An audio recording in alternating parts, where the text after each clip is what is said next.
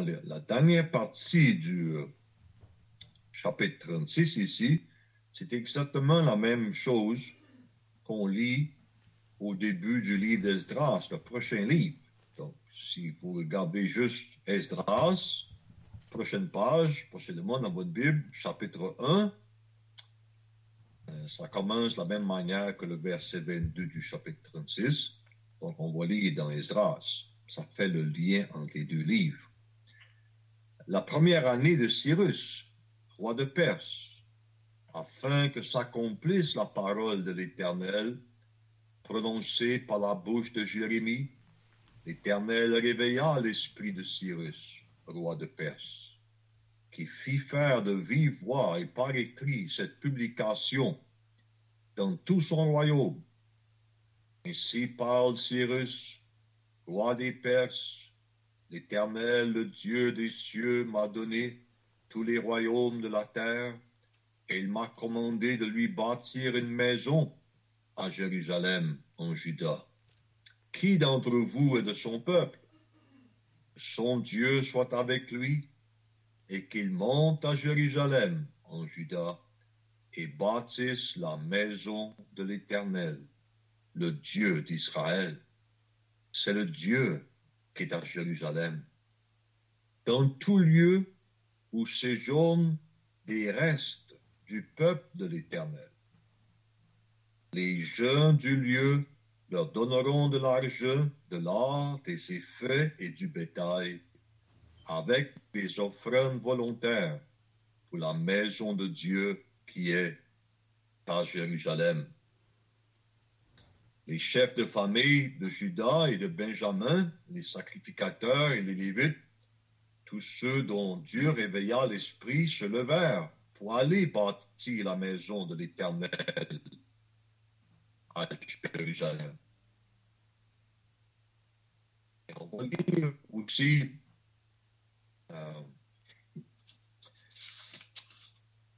dans le livre de Jérémie. Le livre de Jérémie au chapitre 25.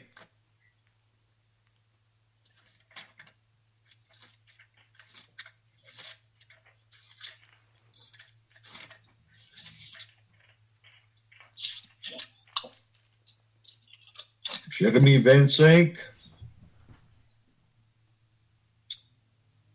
et verset 11. Jérémie a prophétisé juste avant la déportation.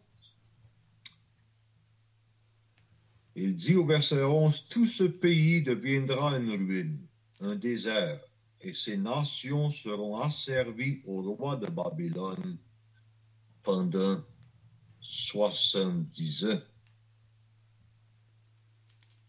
Maintenant, on va lire dans le Nouveau Testament, dans le livre des Actes des Apôtres, au chapitre 15. Actes, chapitre 15.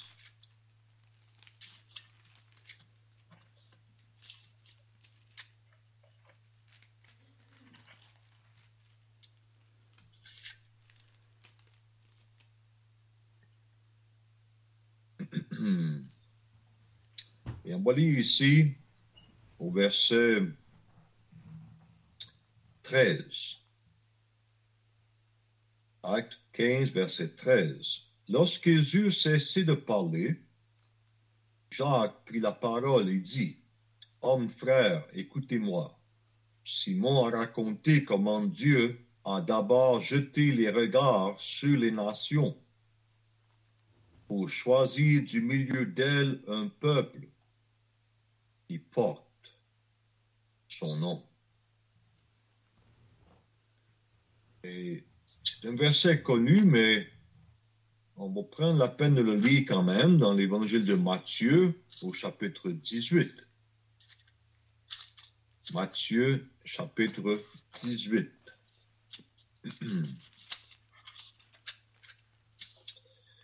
Et on va lire ici le verset 20. Matthieu 18, verset 20. « Car là où 2 ou 3 sont assemblés en mon nom, je suis au milieu d'eux. Et finalement, on retourne dans l'Ancien Testament, dans le livre d'Ésaïe, au chapitre 44. Ésaïe 44. Et le dernier verset du chapitre, le verset 28.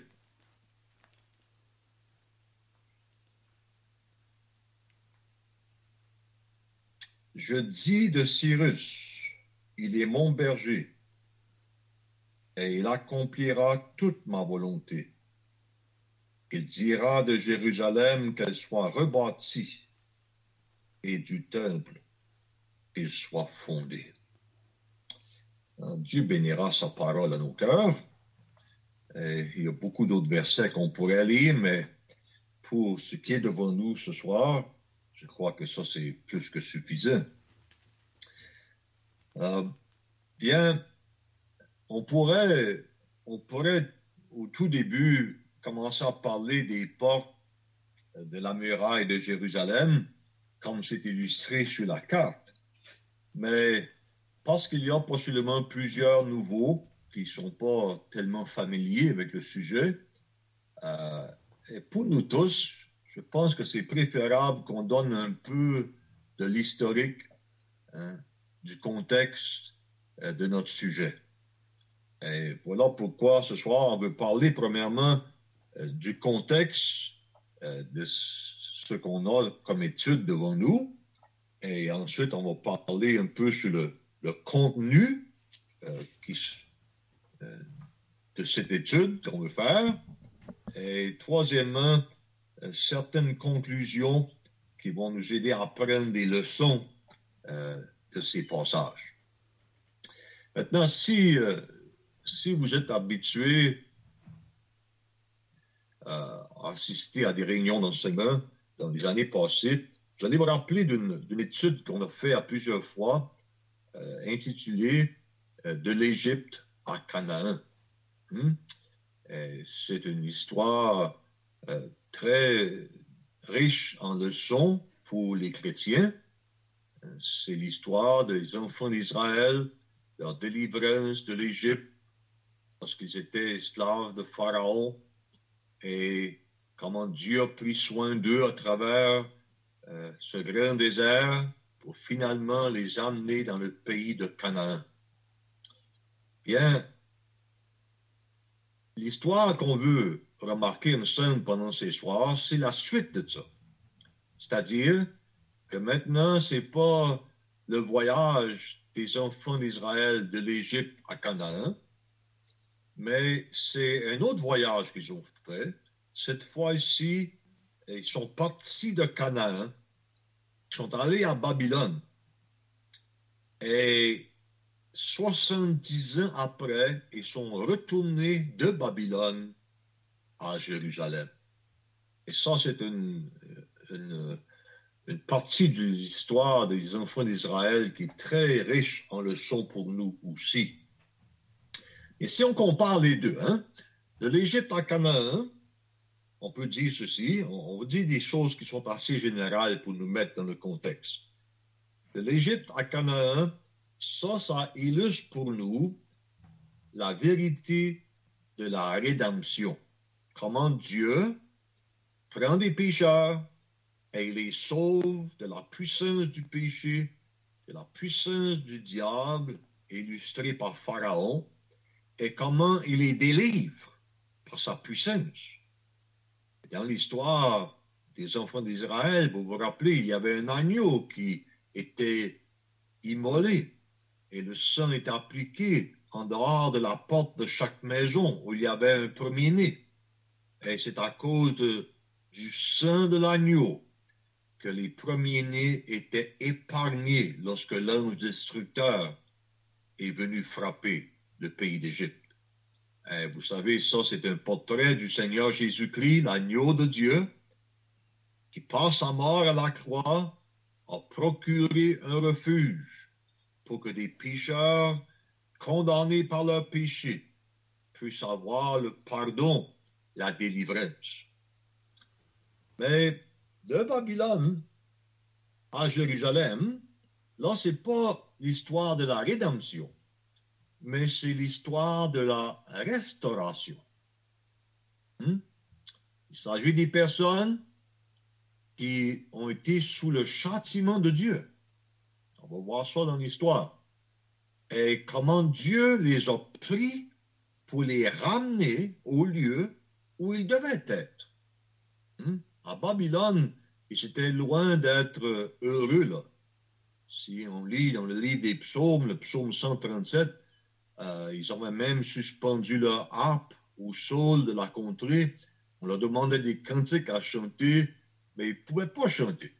Et ils parlaient de manière vraiment pénible à entendre comment il manquait Jérusalem. Il disait, Jérusalem, si je t'oublie, que ma droite m'oublie.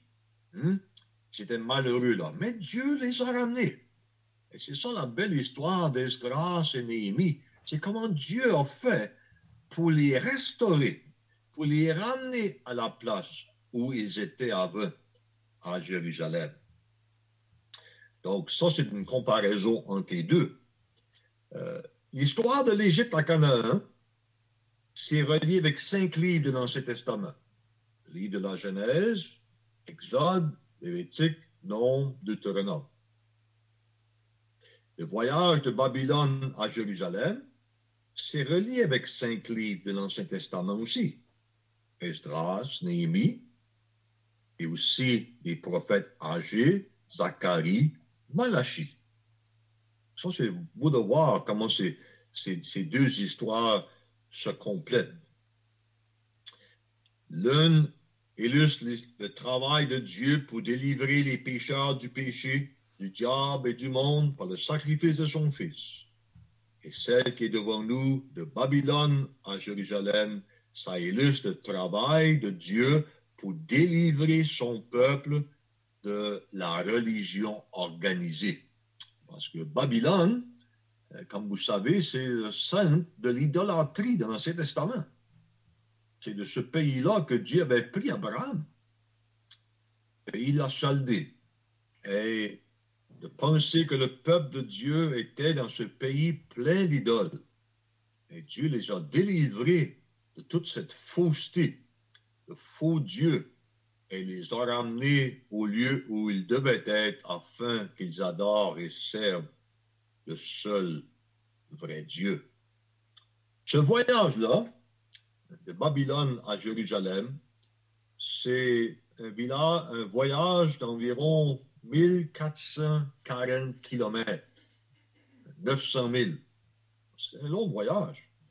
Et basé sur ce qu'on lit dans le livre d'Esdras, ça prenait au moins 3 mois et demi pour faire le voyage. Donc, ce n'était pas une petite chose. Dans ce temps-là, de partir de Babylone et d'aller à Jérusalem. Maintenant, ça, c'est un peu le contexte. Vous allez dire peut-être, qu'est-ce que ça peut nous instruire? Nous, aujourd'hui, on n'est pas dans l'Ancien Testament, on n'est pas à Babylone, on n'est pas à Jérusalem. Qu'est-ce que ça veut dire pour nous? C'est quoi les leçons qu'on peut apprendre? Bien, j'aimerais vous faire remarquer quelques points dans le contenu de cette histoire et vous allez voir comment ça s'applique à nous. Première chose qu'on remarque, c'est le rôle de la parole de Dieu dans cette histoire. La parole de Dieu. La deuxième chose qu'on remarque, et dans cette histoire, il y a le peuple de Dieu. Dans Esdras, chapitre 1, par exemple, Cyrus parle de même. Qui est de son peuple? Dieu a un peuple. Il y avait un reste du peuple de l'Éternel. Donc, il y a la parole de Dieu, première chose. Il y a le peuple de Dieu, deuxième chose. Et la troisième chose qu'on remarque, c'est qu'il y a la place de Dieu. Parce que c'est évident que Dieu avait un lieu en particulier où il voulait ramener son peuple. C'était pas qu'il voulait juste les faire sortir de Babylone. Non, il voulait les ramener à la place où lui les voulait. Il y avait une place spécifique. Et on va voir comment ça s'applique très bien à nous. Et qu'est-ce qu'on apprend donc du rôle de la parole de Dieu? Bien, on demande premièrement la question, vous qui peut-être écoutez ce genre d'enseignement pour la première fois, vous allez dire, oui, je sais à propos du peuple terrestre de Dieu dans l'Ancien Testament, je connais à propos d'Israël, Abraham, Isaac, Jacob, et les 12 fils de Jacob, ils sont devenus une grande nation, oui, je connais ça. Et, mais vous allez demander, qu'est-ce qu'ils font à Babylone? Pourquoi est-ce qu'ils sont rendus à Babylone? Ça, c'est étrange. Il les a fait sortir de l'Égypte pour les emmener dans le pays promis, le plus beau de tous les pays, le pays de Canaan. Comment est-ce qu'ils ont fait pour se retrouver à Babylone? C'est la ville même d'où leur ancêtre Abraham est sorti. Pas la ville, le pays, on devrait dire. Qu'est-ce qu'ils font là?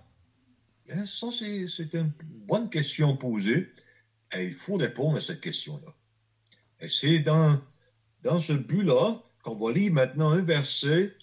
J'espère que vous avez vos Bibles proches. Deutéronome, on va lire au chapitre 28. Le livre de Deutéronome au chapitre 28. Donc, on retourne longtemps en arrière, avant même que Moïse meure.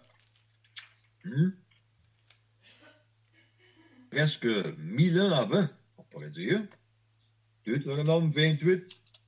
Et je vais vous faire remarquer ici quelques versets.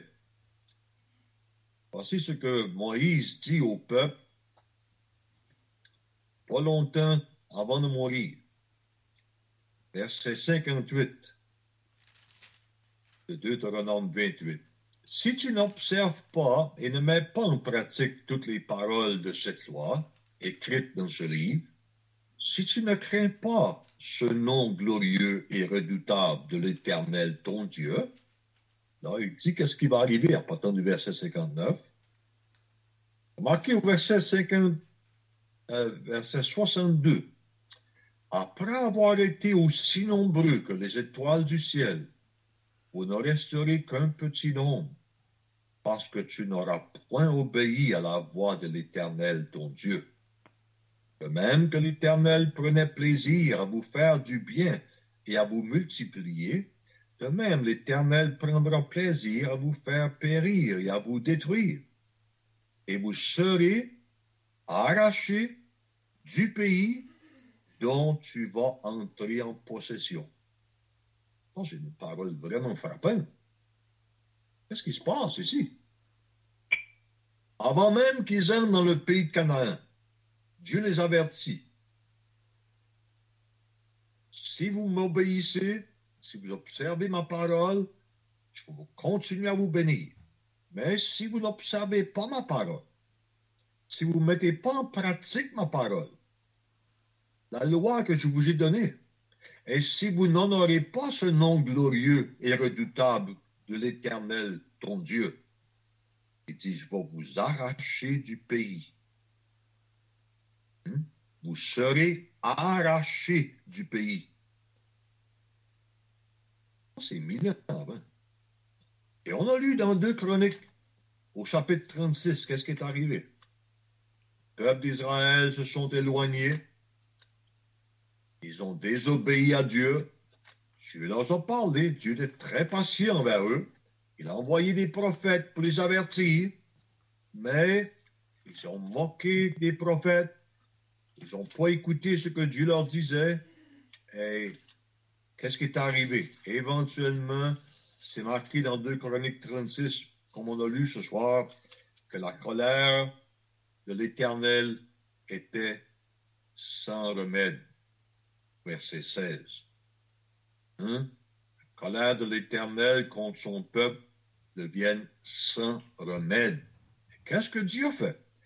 Dieu a envoyé le roi de Babylone Nebuchadnezzar. Et Dieu a utilisé le roi de Babylone pour les arracher de son pays et pour les amener à Babylone captifs.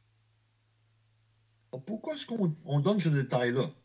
Pour montrer, frères et sœurs, un point qu'on doit souligner dans nos cœurs, dans les circonstances où on vit, que Dieu garde sa parole. Dieu avait dit, si vous désobéissez, voici ce qui va vous arriver. Je vais vous arracher du pays où je vous amène. Le peuple a désobéi à Dieu, et même si c'était 1000 ans plus tard, Dieu n'a pas oublié qu'est-ce qu'il avait dit. Et Dieu les a arrachés de son pays, le beau pays de Canaan, pour les amener à Babylone. Ça, c'est frappant. C'est vraiment frappant. Hein, vous dites, qu'est-ce que ça veut dire pour nous autres aujourd'hui? Bien, vous qui êtes dans l'assemblée locale, comme moi, il faut prendre cette parole à cœur. Parce que si on lit le livre de l'Apocalypse, chapitre 2, par exemple, et chapitre 3, la première église à laquelle le Seigneur parle, l'église d'Éphèse, il les loue pour ce qu'ils font de bien, mais il les reprend parce qu'ils ont abandonné leur premier amour. Et il leur dit ceci, si vous ne vous repentez, j'arracherai le chandelier de sa place.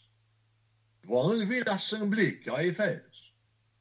Ça fait beaucoup penser, n'est-ce pas, à qu'est-ce que Dieu a fait avec son peuple d'Israël. Il avertit l'assemblée d'Éphèse. On n'est plus dans l'Ancien Testament maintenant, on est dans le Nouveau Testament. Et il dit à une assemblée locale, si vous ne vous repentez, je vais arracher le chandelier, je vais enlever le chandelier. Et dans ces lettres aux assemblées de l'Asie, chapitre 2, chapitre 3, Dieu les reprend parfois et Dieu les châtie. Pourquoi? Parce que Dieu tient sa parole. Et oublions pas, frères et sœurs, que le Dieu de la Bible, notre Dieu,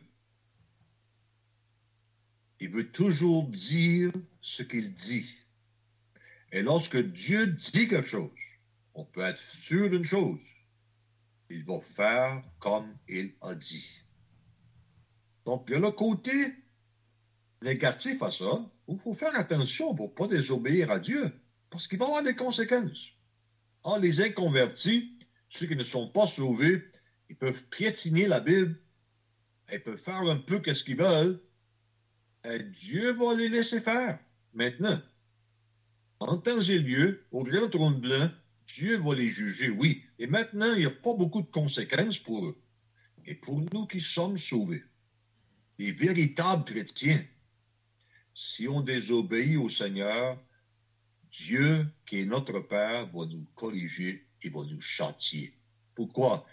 Il tient sa parole. Maintenant, le contraire est aussi vrai. Que s'il y a la repentance, peu importe comment loin on est, il va nous ramener. Et c'est ça la belle histoire du livre d'Esdras et de Néhémie. Et pour faire ça, encore là, on voit comment Dieu tient sa parole. Vous savez, dans la prière de Salomon, dans la dédication du temple, Salomon avait dit, quand ton peuple sera emmené captif, s'ils prient en tournant leur visage vers cette maison, tu les exauceras du haut des cieux. N'est-ce pas ce que Daniel a fait? Daniel a prié 3 fois par jour, ouvrait la fenêtre, vers Jérusalem, mais il priait. Et pourquoi est-ce qu'il priait? Si on lit le livre de Daniel, chapitre 9, Daniel avait compris que dans le livre de Jérémie, la captivité à Babylone devait durer 70 ans. Et il priait que Dieu allait exaucer ce qu'il avait dit. Et Dieu a exaucé Daniel. Pourquoi? Dieu avait dit par Jérémie, la captivité va durer 70 ans.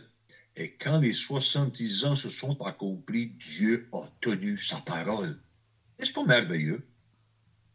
Donc, vous allez dire peut-être, bien, c'était Cyrus, c'était un bon roi. Non, non, oui, c'était Cyrus, mais Cyrus était seulement un instrument. C'est Dieu qui est à l'œuvre. Voilà pourquoi on a lu dans Ésaïe 44. Et remarquez, ça c'est important là. Ésaïe 44, Dieu parle de Cyrus et il appelle son berger.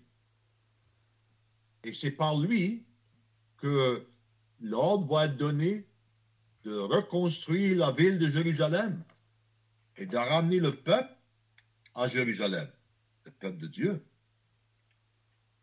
Vous savez ce qui est merveilleux à propos de cette prophétie-là? Ésaïe a dit ça, dans Ésaïe 44, au moins 200 ans avant que Cyrus soit né. Ça, c'est beau. 200 ans avant que Cyrus soit né, Dieu donne à Ésaïe le nom du roi des Mèdes et des Perses, qui allait ramener son peuple à Jérusalem. Voyez-vous comment Dieu est grand, comment Dieu est puissant, et comment Dieu tient sa parole? Donc, qu'est-ce qu'on a dans Esdras chapitre 1? C'est que Dieu a touché le cœur de Cyrus. Dieu avait préparé Cyrus pour ça. Et ce roi-là, qui ne connaissait pas Dieu, il a été favorable pour que le peuple de Dieu revienne à Jérusalem. Ah, ça, c'est beau. Moi, ça m'encourage. J'aimerais que ça vous encourage aussi, frères et sœurs. On n'a aucune raison de douter la parole de Dieu. On n'a aucune raison de douter notre Dieu. Quand Dieu parle dans sa parole, on a toutes les raisons de croire. Parce que qu'est-ce que Dieu dit? Il le fait toujours.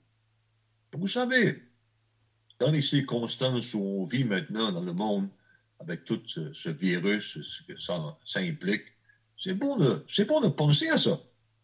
Il ne faut pas penser que quelque part, il y a des choses qui arrivent et Dieu a perdu contrôle de la situation. Pas du tout. Pas du tout. C'est Dieu qui est au contrôle. Dieu ne perd jamais le contrôle. Et nous sommes dans sa main. Et bientôt le Seigneur va revenir pour nous prendre avec lui. Et on peut se fier à sa parole qu'il a dit qu'il allait revenir. Et on croit en lui. Donc, première chose qu'on remarque dans le contenu de ce livre, c'est l'importance de la parole de Dieu. Et la leçon, ici, c'est que Dieu tient sa parole. Et je vais passer un peu de temps là-dessus, juste pour faire sûr qu'on comprend bien le point. Le peuple d'Israël ne pouvait pas prendre pour acquis qu'il allait être pour toujours dans le pays de Canaan où Dieu les avait emmenés. Leur jouissance du pays de Canaan dépendait de leur obéissance à la parole. Aussi longtemps qu'ils étaient obéissants à Dieu, qu'ils observaient la volonté de Dieu, ils pouvaient jouir de ce beau pays, le pays de Dieu, le pays de Canaan, le pays où coule le lait et le miel. Mais le moment qu'ils ont désobéi à Dieu, il les a arrachés du pays. Vous savez, ça, c'est pas nouveau. Dieu a fait la même chose avec Adam et Ève, n'est-ce pas? Dieu avait mis Adam et Ève dans le paradis terrestre, le jardin d'Éden. Et c'était toute une beauté. Il y avait tout pour eux là-bas. Aussi longtemps qu'Adam et Ève ont fonctionné d'après ce que Dieu leur avait dit, ils pouvaient jouir du jardin. Mais lorsqu'ils ont désobéi à Dieu, qu'est-ce qui est arrivé? Dieu les a pris et les a mis en dehors du jardin. Et vous? Dieu a pris Adam et Ève et les a mis en dehors du jardin parce qu'ils ont désobéi. Dieu a pris son peuple Israël et les a mis en dehors du pays de Canaan parce qu'ils ont désobéi. Et vous savez, c'est la même chose pour ceux qui sont dans l'assemblée locale. faut pas penser qu'on peut être dans une assemblée de Dieu, comme le Nouveau Testament l'enseigne, et désobéir à Dieu ouvertement, sachant qu'est-ce qu'on fait, et continuer dans la désobéissance et penser que tout va aller bien dans notre vie et qu'on va rester là. Non, non. L'assemblée appartient à Dieu, comme le pays de Canaan appartient à Dieu, comme le jardin d'Éden appartenait à Dieu. Et si Dieu n'a pas toléré la désobéissance dans le jardin d'Éden, mais il a mis Adam et Ève en dehors du jardin, et si Dieu n'a pas toléré la désobéissance d'Israël en Canaan, mais ils les a arrachés du pays, il ne faut pas être surpris. Si on désobéit à Dieu, on va se retrouver en dehors de l'assemblée. Le principe est très clairement, il faut se souvenir. Mais, Dieu merci, dans ce livre d'Esdras et Néhémie, on voit comment Dieu restaure. Et c'est beau de voir que comme Dieu l'avait promis, il a accompli à la lettre. Deuxième chose qu'on remarque, c'est non seulement la parole de Dieu, mais le peuple de Dieu. Et remarquez ici, dans notre chapitre 1 d'Esdras, remarquez ce qui est écrit au verset 3. Qui d'entre vous est de son peuple? Ça, c'est toute une question. Qui d'entre vous est de son peuple? Que son Dieu soit avec lui et qu'il monte à Jérusalem en Juda et bâtisse la maison de l'Éternel, le Dieu d'Israël. Ça, c'est le roi Cyrus qui dit ça. Qui d'entre vous est de son peuple? Et le verset 4. Dans tout lieu où séjournent des restes du peuple de l'Éternel. Quelque chose de très simple ici, mais je veux qu'on pense là-dessus. C'est que dans l'Ancien Testament, Dieu avait un peuple. Et son peuple a commencé avec Abraham, Isaac, Jacob et tous ceux qui sont descendus de Jacob, les 12 fils de Jacob. Dieu a fait d'eux son peuple. Il les a mis à part de tous les autres peuples. Il n'était pas comme les autres peuples. C'était son peuple à lui. Ah oui. Et qu'est-ce qui est beau? C'est que malgré leur désobéissance, malgré leur égarement, malgré le fait qu'ils ont fait des choses pour désobéir à Dieu, ils sont encore le peuple de Dieu. N'est-ce pas merveilleux? Là-bas à Babylone, dans un pays d'idolâtrie, là-bas à Babylone, des captifs, là-bas à Babylone, malheureux, sous le châtiment de Dieu, sont encore le peuple de Dieu. Et vous savez, frères et sœurs, c'est pas différent dans le Nouveau Testament. On a lu dans Actes chapitre 15 au verset 17 les belles paroles que Dieu a jeté ses regards sur les nations pour tirer d'elles un peuple qui lui appartient. Bon, c'est pas Israël, ça. Israël, c'était l'Ancien Testament, le peuple terrestre de Dieu. Maintenant, c'est un autre peuple, un peuple céleste, que Dieu prend maintenant des nations, pas des Juifs, mais des nations. Alors, il y a des individus parmi les Juifs qui font partie de ce peuple-là, mais la plupart de ceux qui font partie du peuple de Dieu présentement en 2021, ce sont des personnes qui viennent des nations, des païens, et non des Juifs. Oh, quelle chose merveilleuse pour vous et moi qui sommes sauvés. On est là-dedans, nous autres. On est le peuple de Dieu. Pensez-y un peu. C'est pas une petite affaire. Et le peuple de Dieu dans le Nouveau Testament a des privilèges, a des bénédictions qui surpassent et qui dépassent toutes les bénédictions que les enfants d'Israël avaient dans l'Ancien Testament le peuple terrestre de Dieu. Non, je m'adresse à vous pour un moment qui écoutez ce soir, et peut-être vous n'êtes pas sauvés. Si vous n'êtes pas sauvés, si vous n'êtes jamais né de nouveau, faites pas l'erreur de penser que parce que vous allez à une église quelconque, ou parce que vous lisez un peu la Bible, ou parce que vous priez soir et matin, que vous êtes un chrétien. Non, non. Les seules personnes qui font partie du peuple de Dieu, ce sont les personnes qui ont un moment dans leur vie qui se sont repentis de leurs péchés et qui ont reçu le Seigneur Jésus-Christ comme leur sauveur.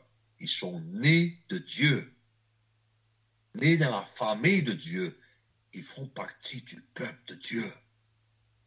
Ah, ça c'est beau. Ça c'est beau. Le peuple de Dieu. Donc, aujourd'hui, Dieu a un peuple. Dieu a un peuple. Et ils sont répartis un peu partout dans le monde. Il y a des gens qui sont vraiment le peuple de Dieu, qui font partie même de certaines religions. Ils sont un peu partout. C'est le peuple de Dieu. Tous ceux qui font partie du peuple de Dieu, ce sont les personnes qui sont nées dans la famille de Dieu. Mais remarquez ici qu'est-ce qui est écrit. Verset 4. Dans tout lieu où séjournent des restes du peuple de l'Éternel. Des restes du peuple de l'Éternel. Qu'est-ce que ça veut dire? Ça veut dire que il y avait beaucoup du peuple de l'Éternel qui ne vont pas retourner à Jérusalem. Alors, il y a plusieurs. Hein? Il y a eu, sous Zorobabel, environ 49 000 personnes qui sont retournées. Et quelques mille plus tard encore avec Esdras. C'est beaucoup, oui, mais c'est une poignée en comparaison avec la quantité du peuple d'Israël.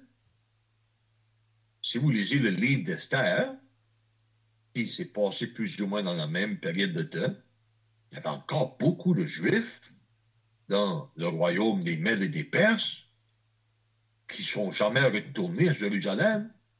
C'est seulement un reste qui est retourné.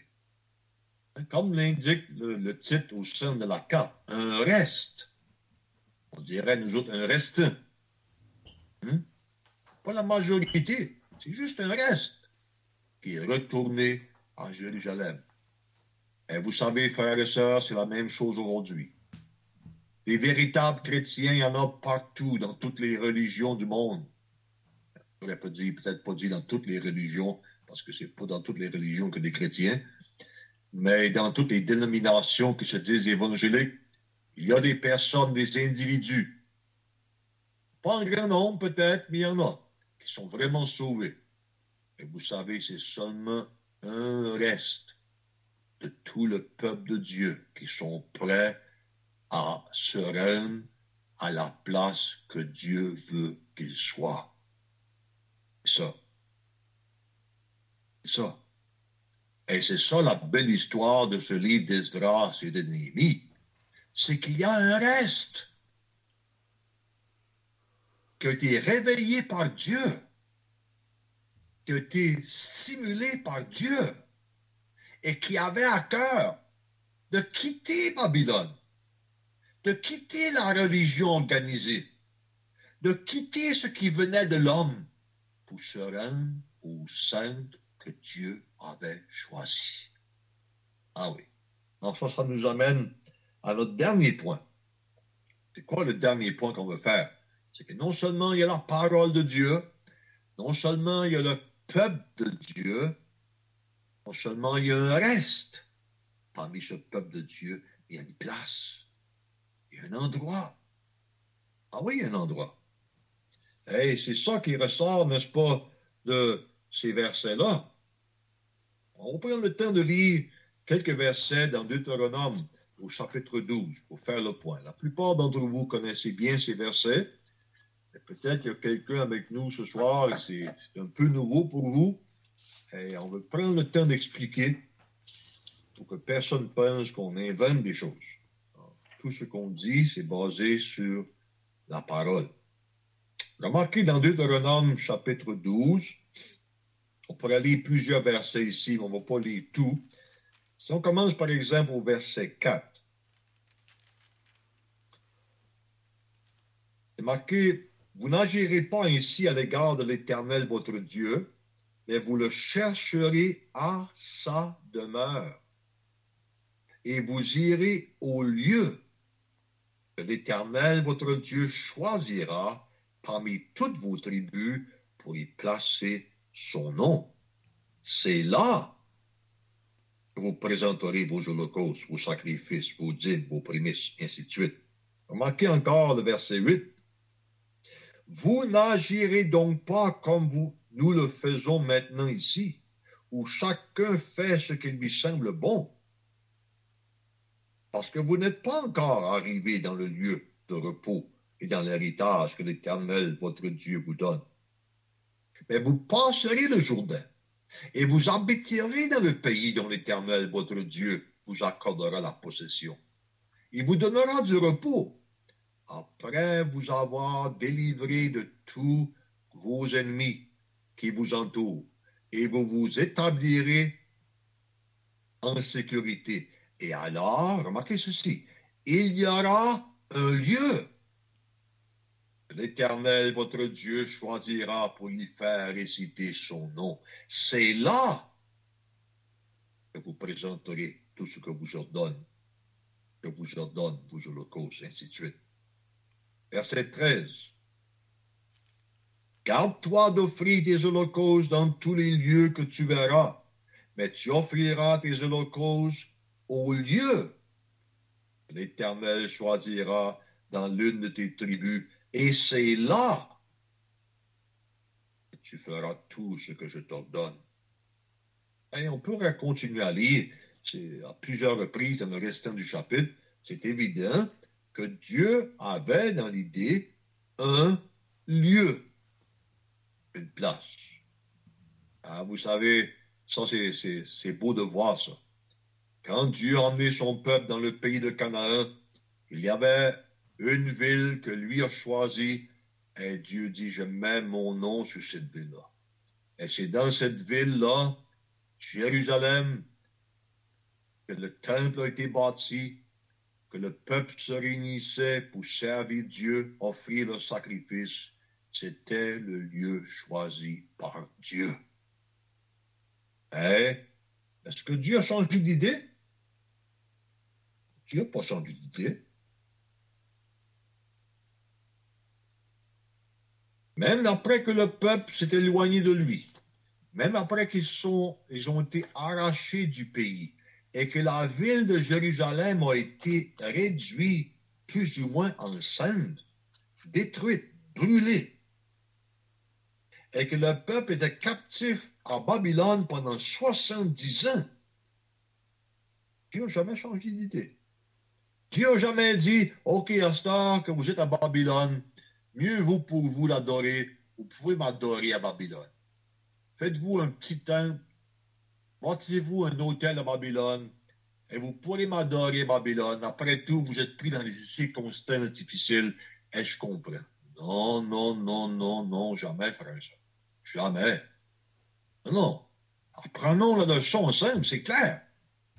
Dieu, pendant tout le temps que Israël était à Babylone, ils n'ont jamais bâti un temple, ils n'ont jamais bâti d'hôtel, ils ne pouvaient pas adorer l'Éternel.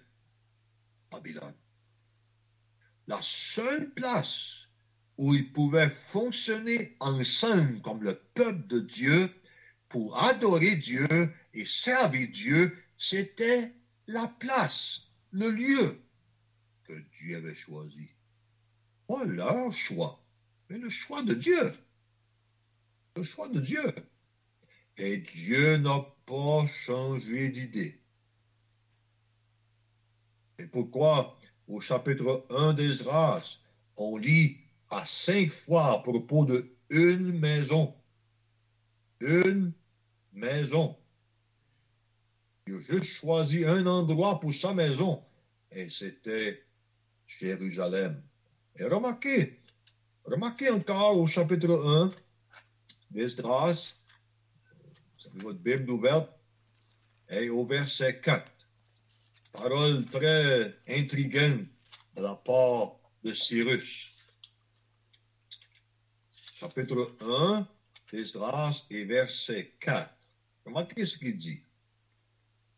Dans tout lieu où séjournent des restes du peuple de l'Éternel, les gens du lieu leur donneront de l'argent, de l'or, des effets et du bétail avec des offrandes volontaires pour la maison de Dieu qui est à Jérusalem.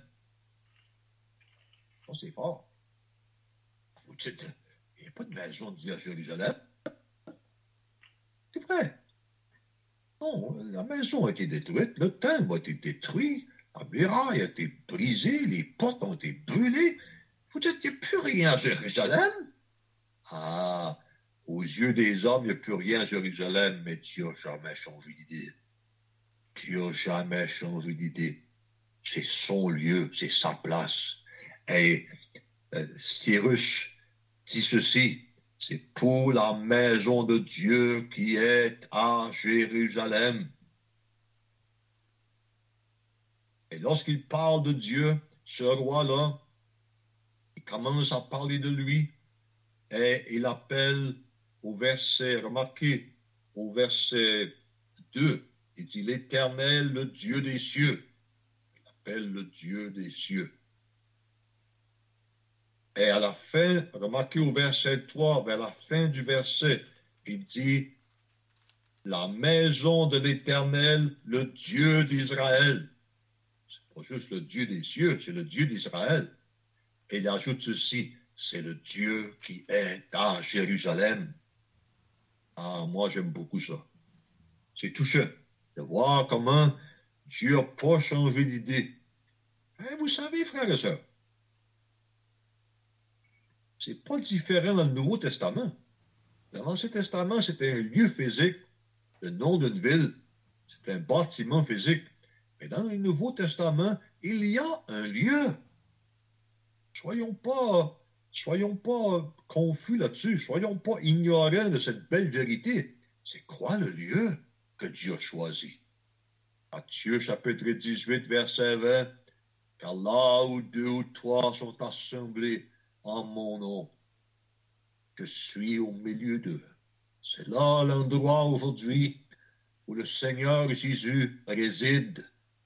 1 Corinthiens chapitre 3 verset 16, vous êtes le temple de Dieu, le Saint-Esprit habite au milieu de vous. L'assemblée locale, 1 Corinthiens chapitre 14, l'homme qui hante et qui écoute tombe sur sa face et publie que Dieu est réellement au milieu de vous. C'est réel. Il y a une place maintenant, mais il y a seulement un reste qui retourne pour être à cette place. Ah oui. La question est celle-ci. Nous qui sommes dans l'assemblée locale, est-ce qu'on apprécie le fait qu'on fait partie de ce reste du grand peuple de Dieu, qui avons été réveillés par Dieu, touchés par Dieu, éclairés par Dieu, instruits par Dieu. Et comme ce reste dans le livre d'Esdras, on est prêt à faire la distance pour se rendre au lieu que le Seigneur a choisi. Le lieu où il habite. Et ce lieu-là, c'est nul autre que ceux qui se réunissent au nom du Seigneur Jésus-Christ et en son nom seul. Il ne faut pas penser que Dieu a changé d'idée en 2021. Les personnes qui vont dire, bien, ça c'était correct pour le temps des apôtres, et aujourd'hui, il y a toutes sortes de dénominations, il y a toutes sortes de croyances, et Dieu est partout, et le Seigneur est partout, et on peut se réunir là où c'est plus proche, ça nous convient, nos amis, nos parents sont là. Ah bien, mettez cette théorie, mettez ces idées-là au test avec la Bible. Je vais découvrir ceci. Pour les enfants d'Israël dans l'Ancien Testament, ce n'était pas leur choix. Ce n'était pas leur décision. Ce n'était pas leur place. C'était le lieu que Dieu avait choisi pour y mettre son nom. Tous les autres lieux, Le nom de Dieu n'était pas là. Le nom de Dieu n'était pas à Ur en Chaldée. Le nom de Dieu n'était pas à Babylone. Il y avait seulement une place où Dieu avait mis son nom. C'était Jérusalem. Jérusalem. Dans le Nouveau Testament, juste une place où le Seigneur Jésus-Christ a mis son nom. C'est là où 2 ou 3 sont assemblés en mon nom. Je suis au milieu d'eux. Son nom, le nom du Seigneur Jésus-Christ, est le seul nom par lequel un pécheur peut être sauvé. Acte 4:12 nous dit, il n'y a de salut en aucun autre, car il n'y a sous le ciel aucun autre nom qui a été donné parmi les hommes par lequel nous devions être sauvés. Pas de salut en aucun autre, le nom du Seigneur Jésus-Christ. On ne peut pas être sauvé par aucun autre que lui.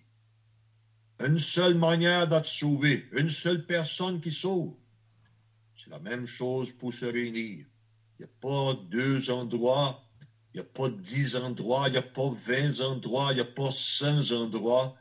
Dans le Nouveau Testament, il y a seulement une place où le Seigneur Jésus-Christ a promis sa présence. Et c'est là où 2 ou 3 sont assemblés en mon nom. Oh, quelle merveille! Nous qui sommes dans l'assemblée, j'espère que ces mêmes pensées simples vont nous toucher, pour nous faire apprécier à nouveau la beauté, la merveille, la grâce que Dieu nous a fait d'être dans un reste, une petite partie de son peuple, une poignée même, réunis en dehors de tous les systèmes des hommes, la religion organisée, réunis au beau nom du Seigneur Jésus-Christ. J'espère que Dieu va nous encourager par ses paroles. Et dans la volonté du Seigneur, demain, on va essayer de parler sur les 3 choses qui ont été reconstruites par le retour de ce reste à Jérusalem. Lorsqu'ils sont revenus, il n'y avait rien. Pas d'hôtel, pas de temple, pas de muraille. Et le livre d'Esdras et de Néhémie nous montre comment, à travers les difficultés, à travers l'opposition, Dieu leur a donné le succès pour qu'ils puissent reconstruire l'autel, le temple et finalement la muraille. Donc, on avance comme le Seigneur nous dirige à tous les soirs et on vous demande de prier que le Seigneur va nous donner son aide et que ce sera une bénédiction pour chacun de nous. Peut-être notre frère Claude peut terminer par la prière, s'il vous plaît.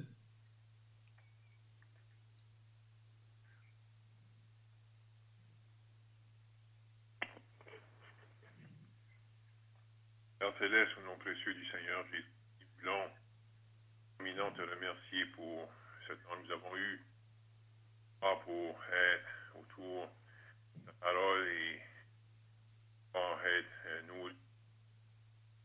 On veut te remercier pour les écritures qui nous ont été données, comment ces choses ont été écrites pour notre instruction. Et on veut, Père, te prier qu'on pourrait,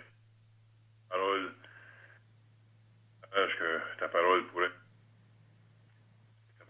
nous préserver. Nos regards sur ton Fils, qui nous a racheté prix, qui est au milieu de celui qui nous a appelé à être autour de lui.